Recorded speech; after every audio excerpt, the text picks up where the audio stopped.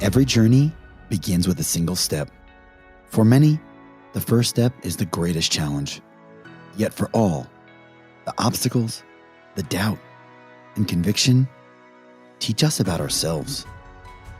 It's these moments in life, a test of our abilities, our mind, when we don't know, but we still proceed, driven by the unspoken, but ignited by the obsession that yields some of life's greatest lessons and rewards.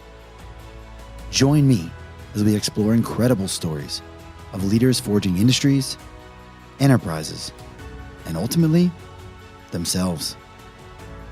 I'm your host, Adam Giery, and welcome to Capital Class.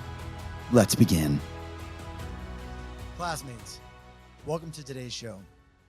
If you're like me, my earliest experiences in the job market were filled with cliches. Keep your head down. Opportunities will find you. One day the phone will ring type of advice that was a best practice for finding success in your career. In practicality, most professional pathways resembled feeling your way through a dark and unfamiliar bedroom at night, just trying to avoid stubbing your toe. Yet in a job market as fluid as today, many of tomorrow's jobs yet to be developed, this process has been in need of evolution. The market for higher education in flux due to increasing recognition and alignment of students' careers goals. And as a benchmark, more and more higher education consumers are looking for clearer advice. In today's episode, we are joined by a leader who began as a mentor and has built a national advisory program serving thousands of students. On today's episode of Capital Class, we are joined by Michael Simpson, co-founder and CEO of Pairin, supporting organizations that serve job seekers, providing wraparound services at the intersection of upskilling and employment. Michael, thank you for joining the show. It's good to be here. You know, the evolution of this sector is fascinating. I would say careers, in my view, were much more by chance. Certainly, people followed a parent, or they started in a field and then they just persisted, or they went to a job fair or took a Scantron test. Feels like that type of experience is behind us. More and more middle schoolers have a clearer view of their career paths than many adults that I know. What's driving this innovation? You know, I kind of think of the career pathing and career choices in three categories. There's the follow in your father's footsteps, which is not necessarily your father, but it is totally based on your social reference, right? So if I see somebody doing something, then I know about that. And so I tend to pursue opportunities based on what I see. And now I know a path to be able to get there because someone has traveled that path before me. They've hacked their way through the jungle, right? And they can give me advice. Then out of that, the go to college and figure it out once you get there model was pushed, and we're finding that a lot of people aren't terribly served by that. Over 40, I think it's 42% of university students change their major within the first year. And so they may go in with that reference of, I think I want to do this because I've seen it done. And then they realize, I really hate this. and what really I think really needs to happen is this shift of a combination of what are your values, right? Even in their nascent early forming of them, right? Everybody has a set of values. What are your actual skills that you possess kind of innately, and also that you've developed through just interaction in life and basic work that you've done even when you're young? And then also the aspirations in the life that you want to lead. And what are your resources available for that? That is a much more complex and comprehensive way of approaching it. But it's how you would plan a trip, right? I mean, think about it. I want to go from New York to California. And I would say, well, what are my resources? When do I want to get there? What do I want to experience along the way? What help do I need? Planning a trip. A lot of people put a whole lot more effort into figuring out how they're going to do a 3-day or 7-day trip than they do in their stinking career, because they don't factor in all those individual pieces. They're just like, oh, I'm going to go to college. I'm going to pick a good college, and then I'll figure it out. Now they're hearing the stories about how a lot of people are coming out of that, and they're getting the information that they're unhappy. And a lot of employers are very specifically, this word is getting out now, employers are very specifically not hiring recent college graduates on purpose. And I'm hearing this from more and more CEOs, and I think word is getting out because they don't want folks getting a starter job, right? I'm going to get a job until I find the job that I really want.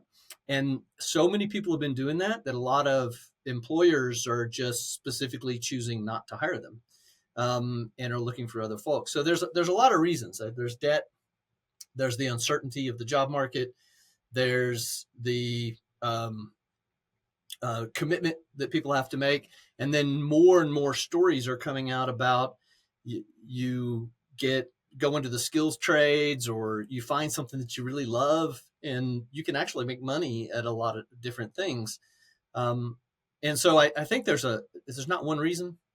There's a lot of reasons. But the pendulum is swung, and it'll probably swing too far, like away from post-secondary.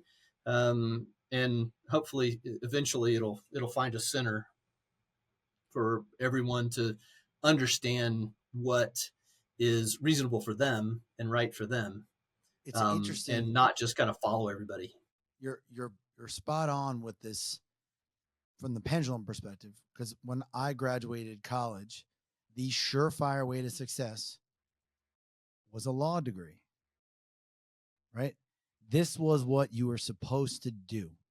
I remember on a number of occasions, right, this phrase, it's a handful of aces. And if I thought about the potholes I avoided in life, probably one of the biggest would have been going to law school and not being a lawyer, because I would have incurred the debt and never knowing I never had any interest to be a lawyer. And I see this, and I wonder if this is driving some of this swing away with the current high school population. I read an article in the Wall Street Journal that was highlighting they're disproportionately serving into the blue collar jobs, making white collar money. And that was the path we were advised against, right? It was like your parents worked there, the stereotype, right? I work with these hands to send you to college so you don't have to work with your hands. And now we're coming full circle. What's your take on that? Well, I look at my own family. Even my grandmother graduated from university. My brother decided at 12 years old that he wanted to be a pediatric dentist at 12, and he became a pediatric dentist. He's still a pediatric dentist. And I had no idea. I mean, I grew up in a pretty, it doesn't sound like it, but I grew up in a pretty disadvantaged situation with a lot of barriers to employment in my family, but basically just about everyone you could have other than being a white male.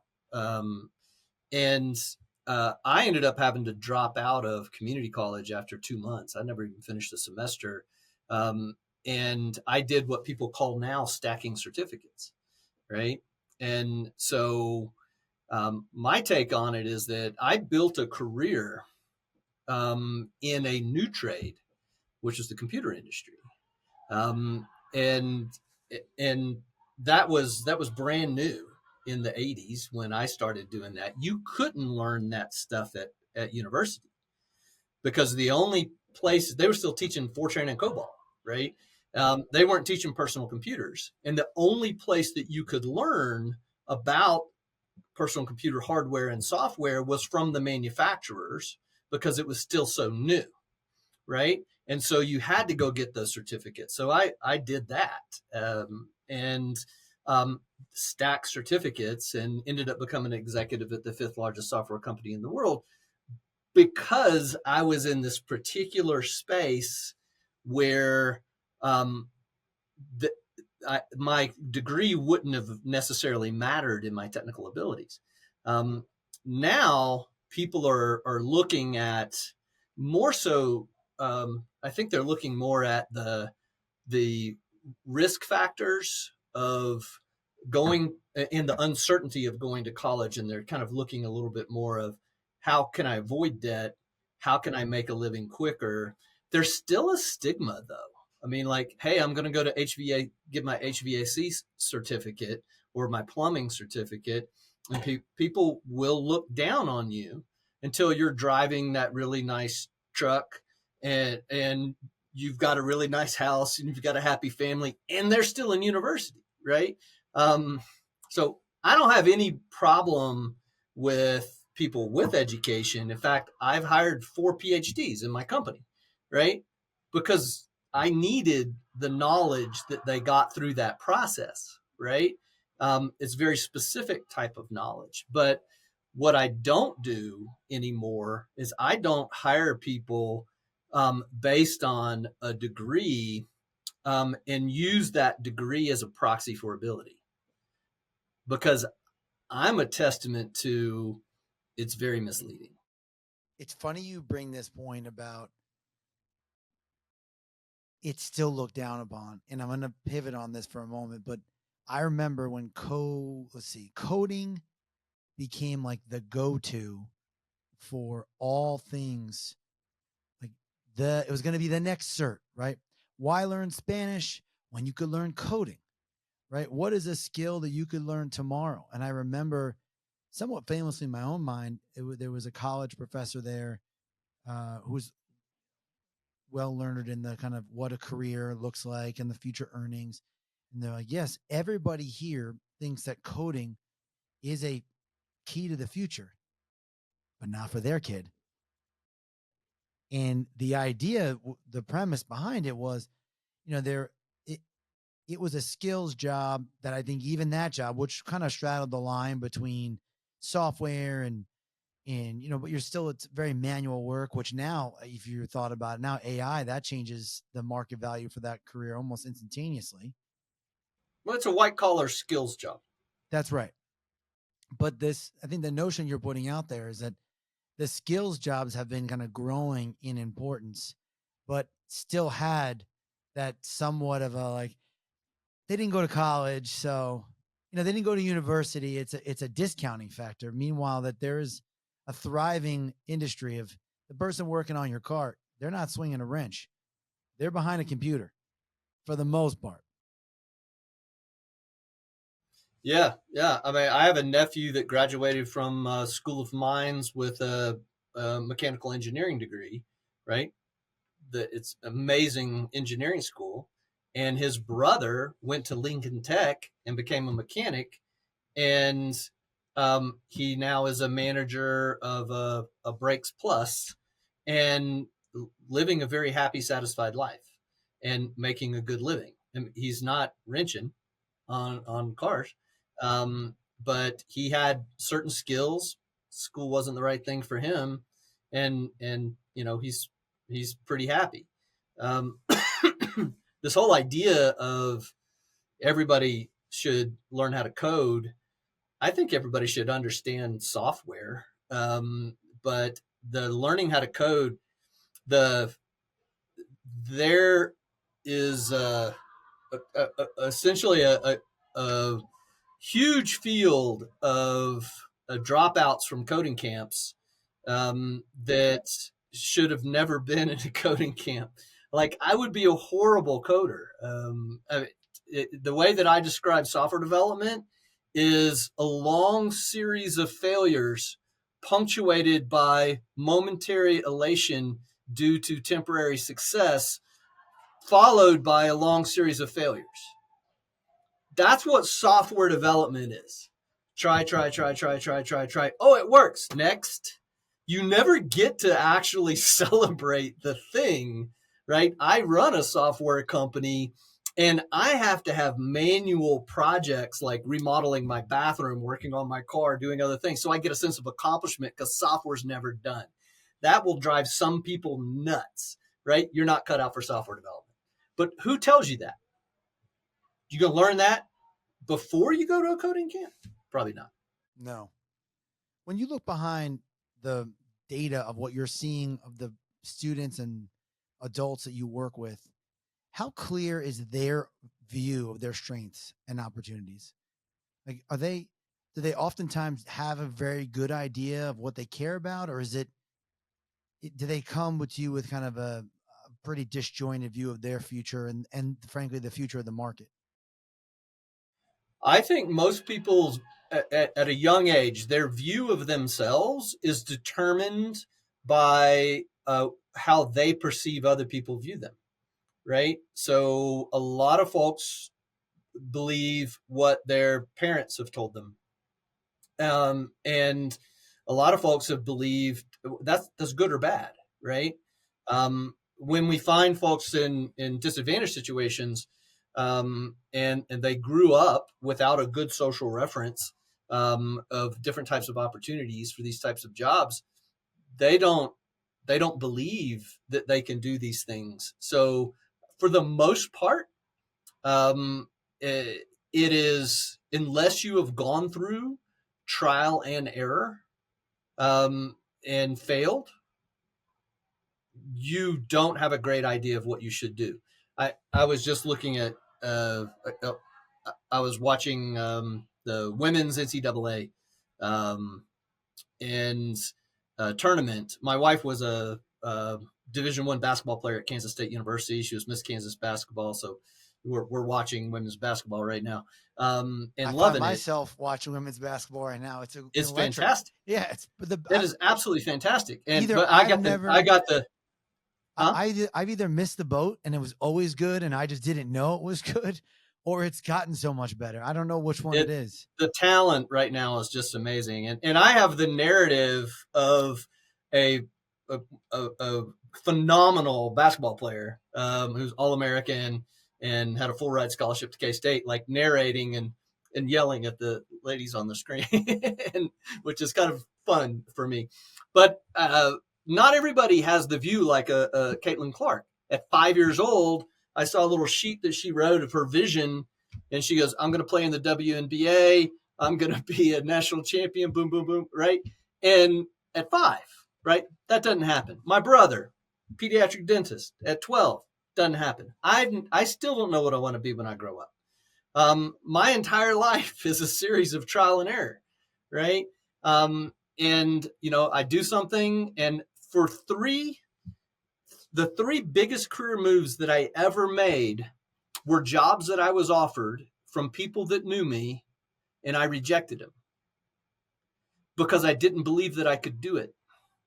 They're like, you need to move into product marketing. And I'm like, I don't know anything about product marketing. No, I'm not going to do it. And I would refuse and refuse and refuse. I had to be convinced to better my life because I was living like the trained flea in the jar. When the lid is gone, I still didn't jump any higher because my social reference didn't tell me that I had the ability to do something else. So no, people don't know. Other than like the Caitlin Clarks who were just born to do something and believed it from the beginning, most people have no clue what they're capable of. And we're in a society right now that doesn't support the value of failure. That's profound. The CEOs you speak to, right? This kind of value of failure, the new gen of people coming up. What is I found a commonality is the prior generations always discounting the future generations as not being enough, right? You have a viewpoint, right? Both of your own, but you have an incredible data set of the students and people you work with. What are we missing? Like, what does the future look like? The next set of workforce? Like, I find them to be more comfortable in some modalities that maybe even my generation was not. I think I can't speak for another generation. What I can say is that I do struggle when people generalize an entire generation. There certainly are qualities, right? But I find, a lot of folks say certain generations not hard workers. Well, that's not entirely true, because I have a lot of those people from every generation that you could imagine in my company, and and when they're committed to the mission of what you're doing, getting them to take breaks from work is the hard part. That there's no generational issue in that. There's individual issues with that. And what I'm most interested in is identifying the value of the individual, that their desires, their needs, their motivations, and treating individuals as individuals, not as generational representatives. And if you can meet someone where they happen to be, and then help shepherd them to some place that they never thought that they could go, you build an amazing loyalty there. And so what I say my job is, and every manager in my company's job is to accept people where they are, but care about them too much, let them stay there. Right. And our job is to prepare every single person for their next job, whether it is in this company or another company, but to do everything we can to prepare them for that next job. And if you do that, you have to, if that's a part of your commitment, you have to figure out, what do they care about? What are they good at? What motivates them? What do they lose track of time doing? What are their true skills? What skills do they need? And if you focus on preparing people for their next job, they'll want to do it with you very often. But if not, you've built something that is generationally valuable, whether it's serving your company or not. It's the right thing to do. Hey everyone, it's Adam Giery, host of Capital Class, a venture of the Strategos Podcast Network. If you enjoy our stories of entrepreneurs building their enterprises and ultimately themselves, be sure to check out our other shows hosted by my colleagues as they explore leaders, entrepreneurs, and topics impacting the American education system.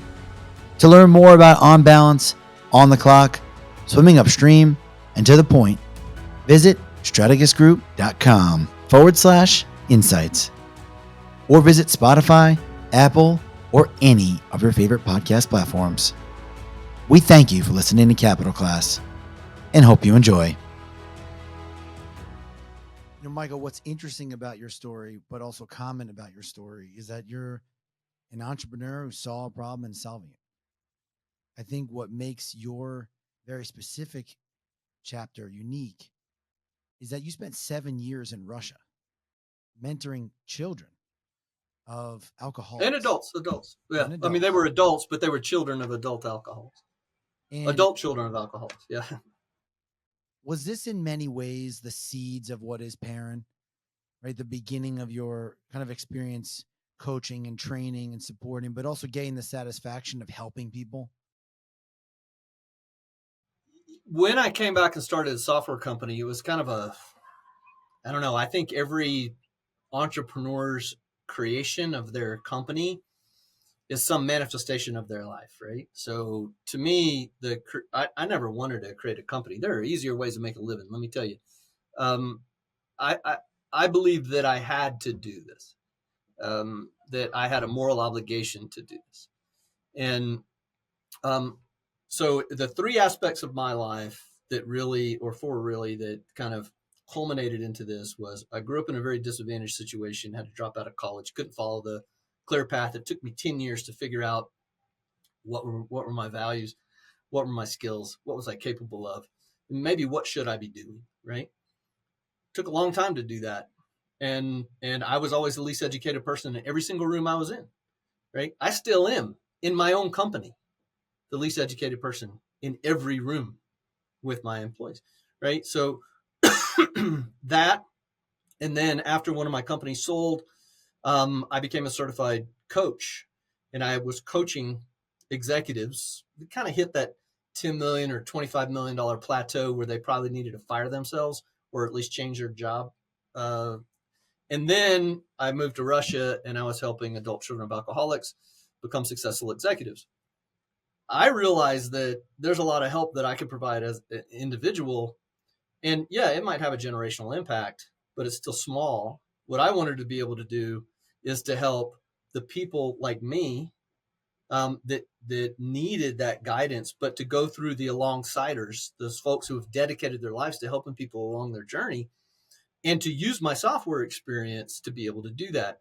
So it's essentially using software to develop people and do it with the professionals who are walking alongside them. So I came back to the States, and I built a software company that took all those aspects of my life and kind of tried to increase the scale of my impact, because I decided, I mean, before I went to Russia, I decided that it was really the peak of my career. I mean, I went to Russia when I was about 40, and that was the point where I should have been a CEO of another company or a chief marketing officer for $1 billion company. That would be the next transition in my career. And I left. I just went off the grid completely to another country. And because I decided that I wanted something more than he sold a lot of software to be on my tombstone. I've done that. That wasn't validating for me. It wasn't enough. It wasn't how I wanted to finish in this world. And so I decided I was going to use all my life experience to build something that was lasting and valuable. Can you tell us about the early days of Pairin? Like I'm always impressed, even when I think about our own journey, right? Like how much we did with how little.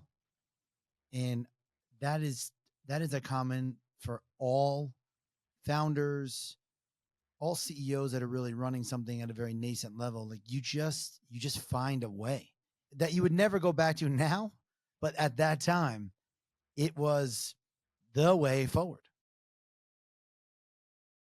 Yeah, I think most entrepreneurs would say, if I knew then what I know now, I never would have done it. Right? So in the beginning, I had a cabin in the mountains. I had a loft in the city. I had a rental property next to my cabin in the mountains. I had no debt. And then after, a bunch of years doing this, I've got one place with a mortgage. Right. So, and a lot less retirement, but I've got a business. Right. And that's what it took to get this business and keep this business going. I had very little, very, very little. My first employee lived in my house. Right. And because I couldn't afford to pay him enough to live on his own, right? And now he's one of the many people that Google has scarfed up from me and poached, and he's running huge things at Google. But he had never worked in software before. I taught him how to be a product manager. I taught him about the software industry, and then he goes off and makes a great living elsewhere. Eventually, it was the right thing for his family. I told him to go. But yeah, I was given the most sideways compliment by an investor once, still trying to determine if it was a compliment. He said, "Michael, you have the most remarkable roach-like quality." And I'm like, you're going to need to elaborate, because I'm not sure if I like that. He says, "Regardless of what happens, regardless of how hard things get, I am convinced that you will survive. You will find a way." And because he's seen me do it numerous times where most people just quit. It was at over 80% of startups don't make 2 years. Right. And that's a staggering statistic. Yeah, 5% of companies make it past 10 years. Think about that. 5%. Yeah. Like that's how many businesses are today, and 10 years from now, only 5 of them will be here. We're 13 years old, and I still, like, my goodness. Yeah, it's crazy. And the odds are against you. There's a lot of value for survivability. one of the things that really helped me, and I think this was key in the early days, is that I just started to, I accepted my ignorance. I had to set aside my pride and say, I don't know how to do this. I was good at it as being an entrepreneur. I worked for Eric Schmidt before he went to run Google. He would put me in charge of new products and new initiatives, and I was great at spending other people's money and building things, right? But when I had to go raise that money myself and I had to handle all the other business stuff instead of just the strategy stuff, it's a different beast. Just because you're an entrepreneur doesn't mean you're going to be a great entrepreneur, because there's a whole bunch of resilience that needs to happen. But fortunately, it took my wife 14 years to date me. So I developed that resilience in my personal life before I needed it as an entrepreneur, which is a whole nother story. That's OJT almost. It was very much, 14 years of trying to convince that woman to date me. And finally I broke her down. But that kind of persistence and resilience is the reason why I'm here. But yeah, it was, there were a lot of hard times, a lot of really, really hard times. And COVID brought more, right?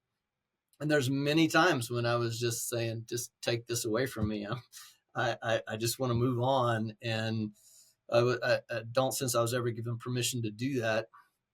And I had a responsibility to the people that we serve and the people that are in our company. We have a value in our company called value the whole person. And to me, that is about really getting in to people's lives and understanding who is their whole person, right? What are their families? Who are their families, right? What are their needs? What are their desires and hopes and dreams? And how might we value that? What does it look like to value that? It isn't just getting as much as you can out of them at the workplace. It's helping them fulfill their own dreams and desires, and be right toe to toe with them, shoulder to shoulder with them when they're going through trials and difficulties like cancer and deaths and all these different things, illnesses. and that's where this makes a lot of sense, right? And that's where me staying committed and not giving up in those difficult times, that's what keeps me coming here. It's not about me anymore and my returns. It's about the people that helped me get here. You shared a refreshing take, one that I think is a roadmap for many into peril, which is if you could do it all over again, right? The early stage investor period. You wish you hadn't taken investors. And why I compliment you for that sort of candid look in the mirror is that many, many companies that we meet, a milestone for them is success in the revenue terms, certainly, and sales, of course, and branding, yeah, but it's to get investors. And I often liken investors to marriages. You're getting married to these people. And when you think about it like that, you're often a lot more careful about whom you will, frankly, grow your company with or remain in matrimony with. Can you share a little bit about, obviously, they were with you in the beginning, and that's an important part of the milestone. But if you could share a little bit about that part of your journey. I'll quote my wife. But in those 14 years before she was willing to date me, she said, I would rather be happily single than unhappily married. And that metaphor, the analogy to investors being like a marriage is absolutely true. It's once you're in it, it's hard to get out of it. And there's, and it's really, really difficult. So initially, those early days, we took on friends and family, which is in many ways harder than venture capital. There's a formula for venture capital. There's not a formula for how do you manage Thanksgiving dinner with people that gave you part of their retirement. Like, there's no formula for that. There's no way to manage that. Now your relationship changes in that people are asking you questions that you don't want to answer at the Thanksgiving table, right? And um, so I was able to successfully navigate that with friends and family by being very clear that there's no guarantee of a return. If you still want to do this, only give me money that you're willing to lose, right? I don't intend for you to lose it, but setting that, so friends and family, totally different category. And I would probably still do friends and family in certain situations, but the venture investors, I would have waited longer. And the reason behind that is that, and this is obvious and everybody says it, but it's just so true that um, you're never in control getting after you get funding unless you didn't need the funding, right? Banks will always give you a loan when you don't need a loan, right? Investors are quite willing to give you good terms when the alternative is no investment. But as soon as things get difficult, even with social impact investors, we're a social impact software company. They say we're double bottom line. Frankly, what I'm finding is that very often they put a double underline on profit. That's their double bottom line. And they like to put, we invest in social impact companies. But when it comes down to um, being patient versus getting returns, they're no different than other VCs. I honestly don't see a difference in many of them. I'm not going to say blankets, so there are some exceptions. But yeah, capital from uh, the venture investors, they have to provide returns for their limited partners, their LPs. They have time frames in each fund. These are things that people don't tell you. Hey, we got a new fund in 3 years or 4 years.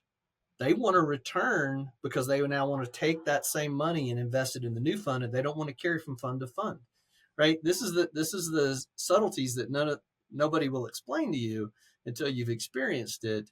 That they say we're patient, patient, patient, but when it comes to, hey, we got a new fund, all right, when can we get an exit out of this one, right? Because they have an obligation to grow that next fund. If they can't grow it substantially, then that somehow there's a failure. So there's a lot of stuff that you just gotta, for some reason you're not learning because people aren't talking about it, and uh, they're hard lessons to learn. So if I could have waited until um, we didn't need the money but just used it for acceleration, then that would have been wiser. And that's the great learning that I have, that I try to pass on to every entrepreneur that I coach. When did it begin to click? Like, when did the momentum of Pairin begin to carry you versus you carry the business, which is often how most entrepreneurs and CEOs lead in the early stages? It was really when after we did a pivot. To be honest, we started the business with this one particular thing. We're kind of gradually growing, and then um, I uh, I started to look at a broader market appeal, which would require basically completely rebuilding our platform and huge amount of investment to be able to do that.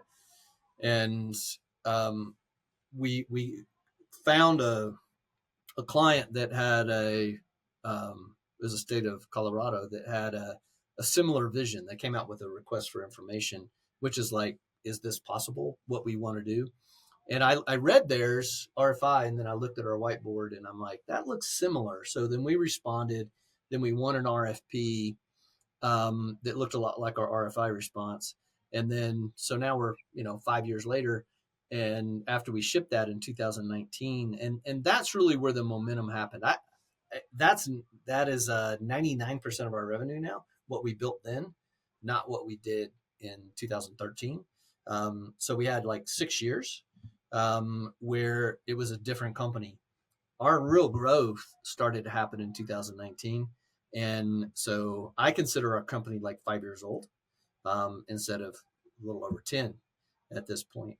Um, and so that's when it happened, is that when I learned that I decided that we needed to go in a different direction. And what I didn't tell my team, this is the only time I've not been completely honest with them, is what I didn't tell my team is we were betting the farm on the new thing. They were like, "Why we can't do both of these things at one time?" And I'm like, "Yeah, we can." And what they didn't realize that is if we had failed in the new thing, we were done. It was like I was putting everything on red at the roulette wheel, right? And um, and that was me picking my shot, right? And saying, we're either going to do this or I got to get out, because I'm going to have to go build a retirement for myself and build back my personal wealth to take care of my family. And I need to do that soon enough before I'm too old to do it. That was me making a call. Fortunately, it worked out, and the business is successful. But it was it was the kind of gamble that um, it's not helpful necessary to share with everybody. I, like you, had an all red chips moment, and it, in my view, I'd say it was the test, right? It was the only way to pass the class. We could have kind of perpetually moved forward in a static state, or we put the chips on red, and we are where we are today because of it. And I think that speaks a lot about, those lessons learned probably over the entirety of your career, Michael. You didn't just wake up one day and decide that you could do it. It was accretive, right? You had these experiences where you put the chips on red, maybe smaller stack, and they hit, and then another smaller stack, and they hit. And there's a lot of lesson in that for entrepreneurs, but it's not that you always push everything in, right? You had been preparing for this, whether you knew that or not is different. I read a quote by you that was, every single individual you employ, you partner with, or serve will look back on their time with Pairin and be able to say they're a better version of themselves. When you look back on your time with Pairin, are you a better version of yourself? That's a great question. You're the first person to ask me that, Adam. And I'd like to think so. I am a more patient person. I can tell you that. Um, I am a more practical person, not devoid of taking risks. I'm a better communicator, and and I understand a whole lot more about how to um, create a culture and a team, and really truly value other people's needs. Um, all learned through failure. Every bit of it, right? I'm like, oh, this is the way to go do this, and like that didn't work out so well. So every bit of that learned through failures, and so I'd like to think that I am. I'll leave that assessment up to other people that have known me along the way. Um, but that certainly is my pursuit. Michael, I think a lot about energy, right? And we're all sort of trading it for something. And I treat my specific energy like an asset. When you recharge, right? Like, what is it that people don't see? What is it that you're doing so that you arrive in the battlefield of the workplace, refreshed? Well, there's the basic introvert extrovert thing. I mean, extroverts recharge in the company of people, and introverts recharge alone. I used to be a severe introvert, right? Like people wouldn't know necessarily, because um, I can stand in front of thousands of people and present, and I don't get nervous. It doesn't phase me, and I can sit with a barrage of questions from groups of people, and it doesn't bother me, right? Um, what people don't see is that I kind of figuratively or curl up in a ball afterwards, just alone and to recharge. I hate conferences. I hate these things. And I go and I perform and I do those things. I'll see you at ASU. What's that? I'll see you at ASU. Yeah, actually not this year. Fair enough. So, but I've gone every year for like Yeah. 8 years, right? This year I'm not going. But I tell my wife I have to stand in a current to recharge my soul.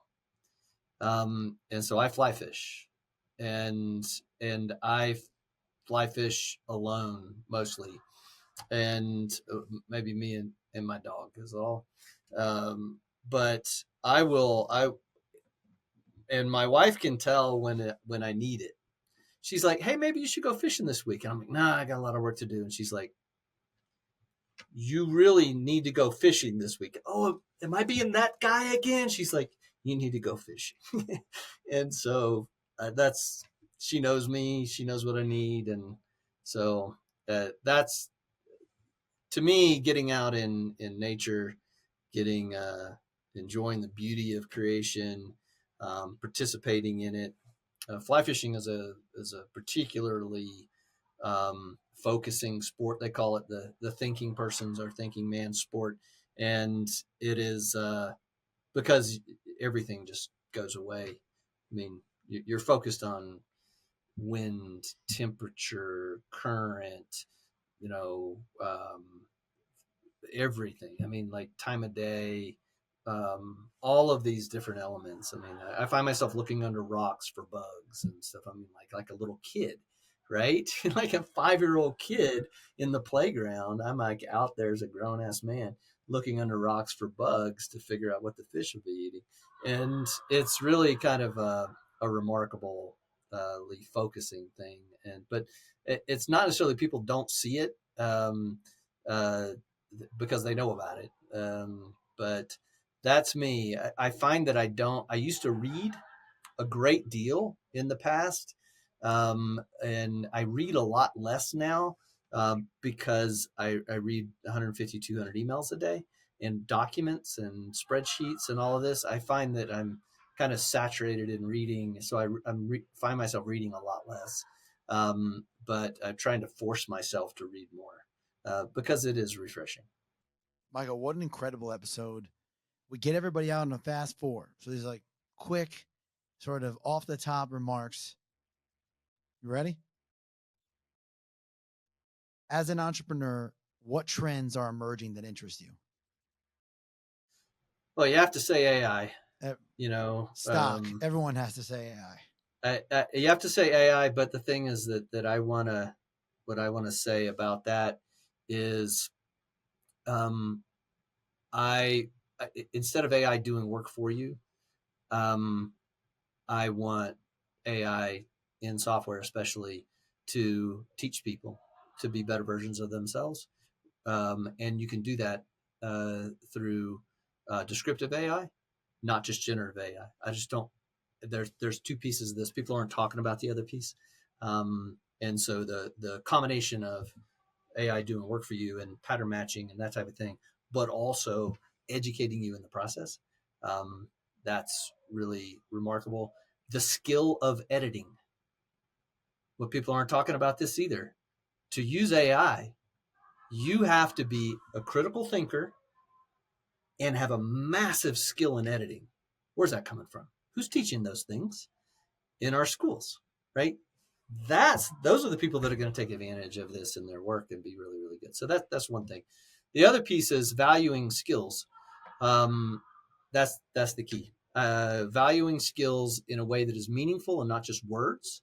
Um, and and not that you devalue education, but like I said earlier, you don't use it as a proxy for ability. Those are, to me, those are the biggest things that are transforming, should transform businesses. One place in the world everyone needs to visit. Say that again. One place in the world. World everybody needs to visit. Oh, small towns. Really, really small towns. You could travel all over the world and go to big cities and be amazed by the big cities and the different types of culture. But small town is the only place that you're actually going to understand who people are, not what they do. Big cities, you understand what people do. Small towns, you learn who people are.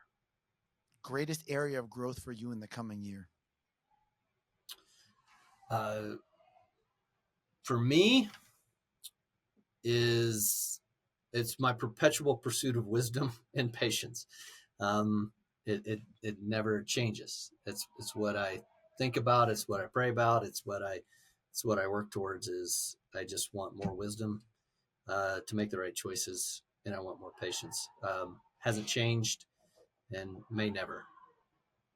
Favorite podcast that everyone needs to be listening to?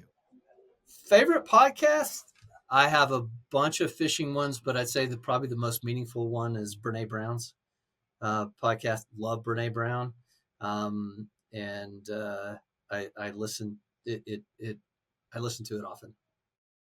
Michael, an incredible episode. I hope to join you in the middle of a stream one of these days, mending line and casting flies. I wish you incredible success in the road ahead, and thank you for joining Capital Class. It has been a pleasure to be here. Thanks for having me. Thank you for joining today's episode of Capital Class. If you're interested in joining our next discussion, subscribe on Apple, Spotify, or any of your favorite podcast platforms. Capital Class is a venture with the Strategos Podcast Network. To view the entire lineup of shows, visit strategosgroup.com. I'm Adam Giery. Class is closed.